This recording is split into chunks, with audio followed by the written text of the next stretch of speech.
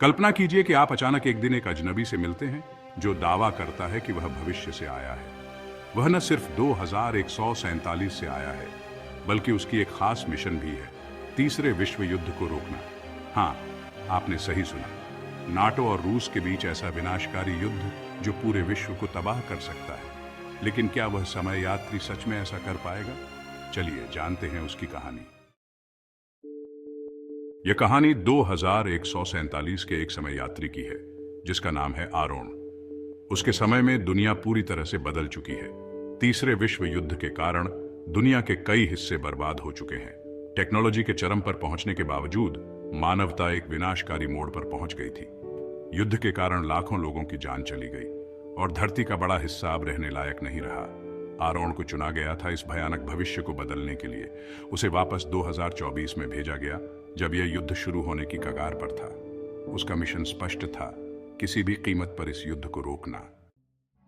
2024 का समय, जहां दुनिया एक और बड़े युद्ध के दरवाजे पर खड़ी थी। नाटो और उसके सहयोगी देश एक तरफ और रूस और उसके सहयोगी दूसरी तरफ। दोनों पक्षों के बीच तनाव बढ़ता जा रहा था। किसी भी छोटे से झगड़े से यह संघर्ष एक बड़े युद्ध में बदल सकता था। राजनीतिक फैसलों से लेकर सैन्य तैयारियों तक सब कुछ तीसरे विश्व युद्ध की आहट दे रहा था। लेकिन आरोन जानता था कि अगर यह युद्ध शुरू हुआ तो इसका परिणाम क्या होगा। इसीलिए वह छिप छिप कर दोनों पक्षों के नेताओं से संपर्क करने की कोशिश कर रहा था, ताकि वह उन्हें भविष्य की भयानक सच्चाई बता सके। आरोन का मिशन आसान नहीं था। दुनिया के बड़े बड़े नेता उस पर यकीन क्यों करते? वह तो बस एक इंसान था जो एक अजीबोगरीब कहानी सुना रहा था। लेकिन आरोन के पास भविष्य की तकनीक थी, ऐसे उपकरण और ज्ञान जो उसके समय से कहीं आगे थे। उसने नेताओं को दिखाया कि अगर वे इस युद्ध को नहीं रोकते तो क्या होगा। भयंकर तबाही, परमाणु हमले और मानवता का पतन।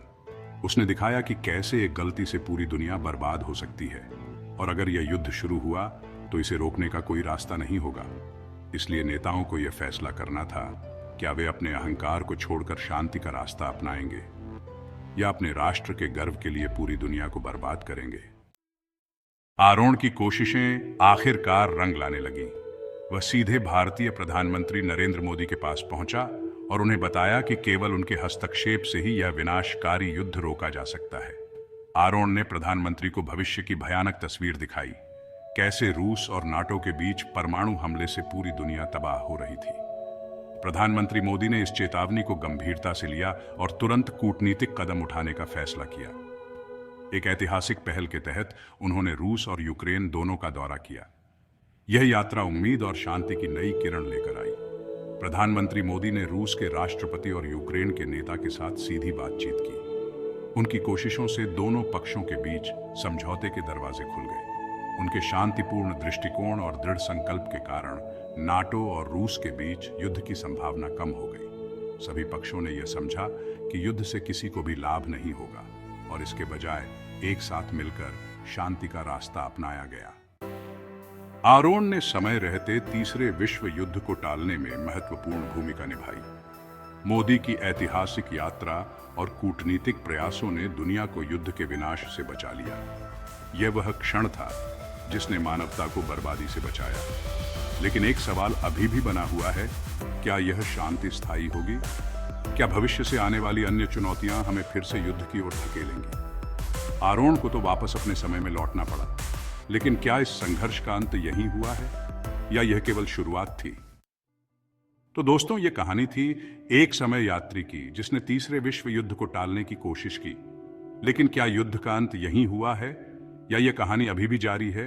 आने वाले समय में क्या होगा, यह जानने के लिए हमारे अगले चैप्टर का इंतजार करें।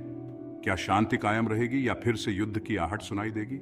आइए इसका पता लगाते हैं अगले चैप्टर में। अगर आपको यह वीडियो पसंद आया तो इसे लाइक और शेयर करें, और हाँ, हमारे चैनल को सब्सक्राइब करना न भूलें।